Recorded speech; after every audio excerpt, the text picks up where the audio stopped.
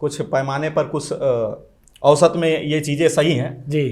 लेकिन मुझे लगता है कि सर साहित्य और संस्कृति को मैं जैसे देखता हूँ एक संस्कार के रूप में देखता हूँ, और साहित्य और संस्कृति कोई अलग से विषय निर्धारित नहीं कर सकते हम। यह तो गणित का विद्यार्थी, विज्ञान का विद्यार्थी भी जो सीख रहा है ना प्रकृति को लेकर के, उससे जुड़ा हुआ चीज़ है। जी। युवाओं में एक वैचारिक निम्नता पैदा कर दी गई कि तुम्हें गणित पढ़ना है, तुम्हें विज्ञान पढ़ना है, तुम्हें ये पढ़ना है, तुम्हें वो पढ़ना है।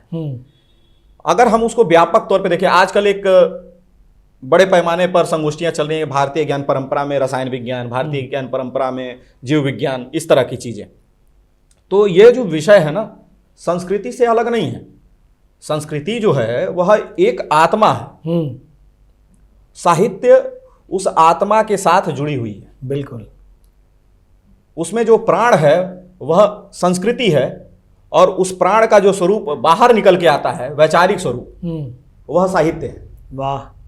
और इसी के प्रयोग से व्यक्ति समाज राष्ट्र का निर्माण करता है, अपने व्यक्तित्व का निर्माण करता है। तो यह जो निर्माण है, यह बोध युवाओं में आना चाहिए।